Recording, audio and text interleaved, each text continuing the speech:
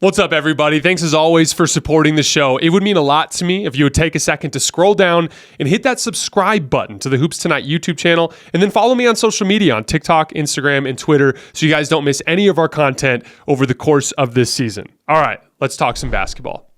All right, let's get back over to the film. Suns-Wolves. So first possession here was one of the early possessions of the game, and I thought it was just a strong example of the Suns doing a lot of over-penetrating and in the process struggling with the physicality on those drives. So again, if I'm Devin Booker here, this is where I just want to throw a kickback pass to Grayson Allen and take a three. You are now trying to get downhill and score against the best athlete at your position in the league. This is not an advantage. And especially with the amount of physicality that's being allowed, that's a battle he's going to lose. Ant gets physical with him, and Devin Booker turns it over. Big story in this game was the Suns struggling to handle physical ball pressure. Talked about Ant needing to beat coverages with the hedge in particular, and the high drop in particular with passing, and also dig downs into driving lanes. In this case, the coverage is the drop, right? But Grayson is hard digging into his driving lane. Easy read to Mike Conley over here. Ant takes it, buys a closeout opportunity. He's able to drive it and score. Ant was just magnificent in this game, passing, in my opinion. Here's an example of a really bad misread from the Suns and them making life more difficult than it needed to be. So they run some early offense and they don't get anything out of it. So it gets kicked back to Grayson Allen, and then him and KD end up running action, right? So here's where we're set up here. This is the play I talked about on the show last night, those of you guys who remember. So Conley's guarding Grayson, Cat's guarding KD, right? And we know that the coverage here is going to be hedge and recover, right? So as Grayson comes into this ghost screen, Conley is going to hedge, which is going to open up an opportunity for Grayson to attack closeout here, right? Here comes screen, hedge, Grayson breaks free, KD throws the pass. There is a baked-in driving lane here with 7 seconds on the shot clock for Grayson to rip left, just catch and rip and drive.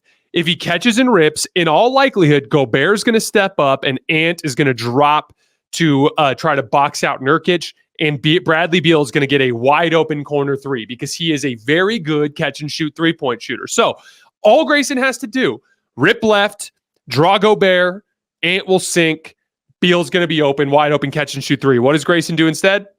Just throw it back to KD. Now we're attacking a set defense. And guess what? KD is going to drive and take and miss a really tough contested two. So instead of getting a wide open catch and shoot three for Bradley Beal, we're getting a tough contested pull up two for KD. That's just bad process. More importantly, why'd you run the screen? Why'd you run the ghost screen if you don't have any intention of attacking the advantage with it? And I feel bad for Grayson because he re-sprained that ankle last night, but a lot of these missed reads and opportunities early were on Grayson Allen. All right, our next one. This was a really nice peel-off switch from Anthony Edwards in a transition play, okay? So I'm going to put this one in slow motion because I think it's interesting. So Bradley Beal is driving, right? Nurkic is trailing the play. Edwards and Gobert are both on them, right? But watch as this gets behind the rim. Ant makes a call. He identifies right here. He's like, oh, Rudy's got this under control. Brad's behind the backboard. If he tries to rise up, Rudy's going to clean this up. So Ant goes, I'm no longer needed here. I'm going to recover to the pass. And so he backs off and runs into this passing lane right as Bradley Beal throws it and gets a steal.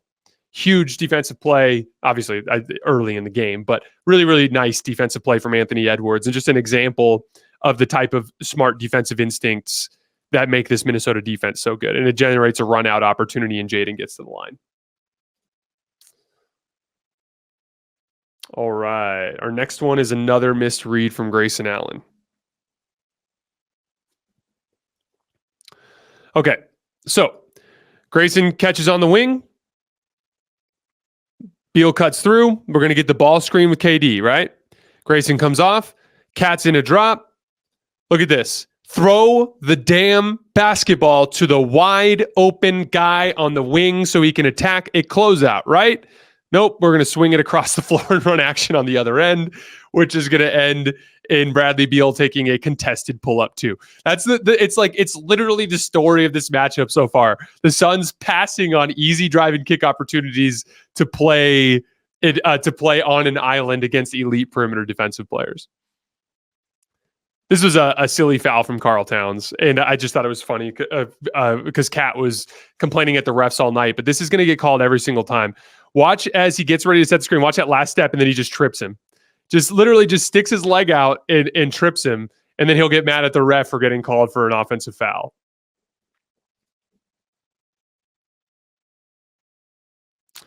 Now, another Grayson Allen read here in transition. He's going to over-penetrate and drive into a physical situation and turn it over. Again, as he's driving, right here, as he's driving, boom, Karl Towns turned his back. Throw the ball to Devin Booker. He's going to be able to drive that closeout or hit a catch-and-shoot three. Instead, we over-penetrate into traffic and turn the basketball over. We're going to get a double staggered action here from Bradley Beal. This was another play I talked about on the show last night, right?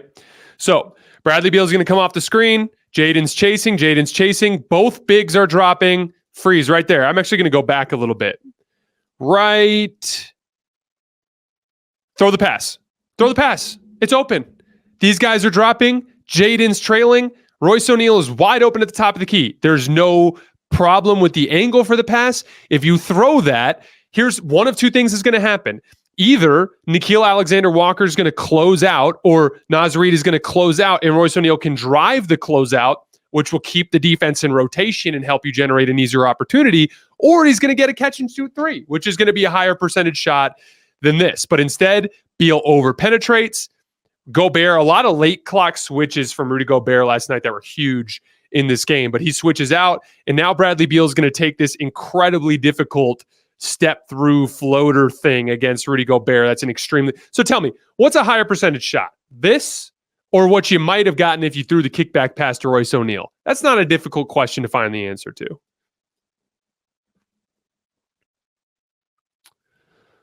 All right. Now we're going to see Kevin Durant turning the ball over against physical ball pressure. This happened a couple of times with Naz Reid in particular. So the Suns are running out the other way. They're going to throw the ball at KD. And Naz Reid just picks him up with aggressive ball pressure, physical, stunting at the basketball, and forces a turnover. And again, that was a huge story in this game, just and in general in this matchup.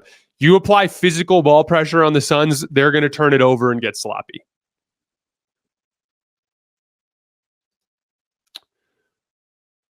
Devin Booker, same sort of thing here. Fatigue is starting to set in.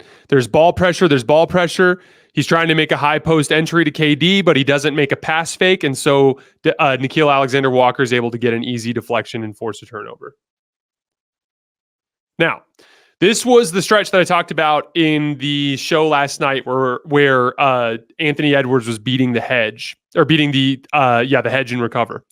So we're going to go to Anthony Edwards here on the wing. Naz Reid screens. There's so Eubanks' coverage is supposed to be a hedge, but he's just too slow there, so it kind of looks more like a high drop, but it's more or less the same concept. Now, again, instead of doing anything stupid, take the read that is there, the easy kickback to Naz Reid. Devin Booker's closing out. He has to leave his feet to contest the shot. That allows Naz to drive, and he's able to get to the foul line. Again, take the easy reads that are available.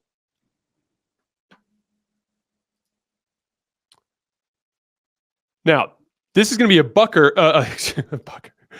bucket for Devin Booker, and an example of how much easier it is to score when you're playing with an advantage. So we're going to get a ball screen, and this is kind of like a Spain pick and roll type of thing where Booker is relocating to the top as Eubanks is rolling. We get a closeout opportunity. Now, look, this is what it looks like, and nice little kind of brush screen here from Eubanks too. Devin Booker attacking with an advantage. He's able to pump. On the pump, he gets Nickeil Alexander-Walker to close out hard to his right-hand side. Then he's able to drive left. That gives an angle for Eubanks to set another screen. Ant does not dig down. And so Devin Booker can rise cleanly into a pull-up two-pointer. Again, those guys are just going to be so much more efficient when they're attacking with an advantage versus when they're attacking in a set defense situation. And it's going to beat the hedge with the pass here again. Again, Eubanks is a little slow, but he's up, right? And Devin Booker, like they're doing on so many of these ball screens, is digging down super hard into the driving lane and throws the kick. It's almost a little sloppy pass. And so Nickeil Alexander-Walker ends up having to hit a little tougher shot than you're expecting. But that opening is created by Ant making the read against the hedge. And then we're going to see it again here. So Gobert, high drop. Gobert's rolling. Gordon sinks into the lane. As a result, Nickeil Alexander-Walker's open. And he identifies Jaden McDaniels on the weak side. Again, look at KD. KD is sinking into the lane. KD's got his foot on the left block. So now KD is closing out on Jaden McDaniels. And all night long, Jaden was magnificent with these just basic rip-through moves on KD, just beating him with his athleticism, rip. And this is just, that's just a really, really nice little drifting fadeaway along the baseline. So shout out to Anthony Edwards. He was just really good as a playmaker in this particular game. More physical ball pressure from Naz Reid forces yet another turnover. Now that one should have been that one actually went off of Naz Reid's foot, but they didn't review it. But still, a turnover for all intents and purposes for the game that was caused by ball pressure. All right. Last 4 clips of this game, Mike Conley takes over in the fourth quarter. Now, not shown here. I didn't show it because just for time's sake, but in the second quarter, Mike Conley scored 12 points against a deep drop coverage that Nurkic was running. And so coming into the fourth quarter, Mike didn't score in the third quarter. And Frank Vogel made what I thought was a mistake. He made a coverage adjustment and started running high drop. And instead of just daring Mike Conley to continue to beat them as a scorer, Mike Conley just has too much chemistry with Rudy Gobert as a pick and roll partner. And when you threw the high drop at him, he just immediately picked it apart with pocket passes. Gobert screen.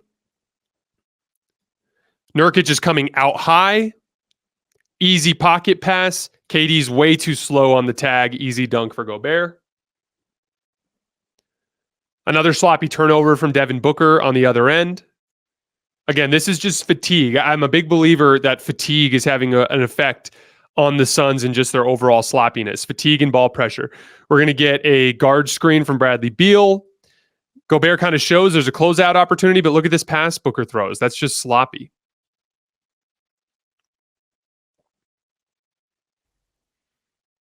Another pocket pass from Conley here. There's a switch because of help, right? So there's another wedge screen that gets Karl Towns an advantage on Bradley Beal. So Nurkic calls for a switch and he points back out to Gobert. So Beal closes out. But then as Conley runs it, again, instead of Beal kind of meeting Conley here in a more passive way, he closes hard. And when he closes hard, that opens the pocket pass for Gobert.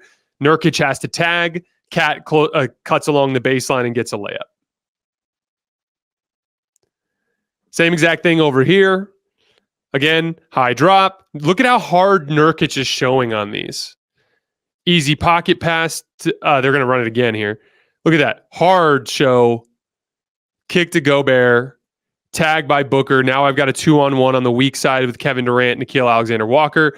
KD stunts towards the baseline side. Gobert hits him wide open catch and shoot 3 for McDaniels. He misses it, but as all the Suns had to rotate over this way, it creates an opening for Mike Conley to get the offensive rebound on the backside, and that basically ended up being the shot that amounted to the dagger.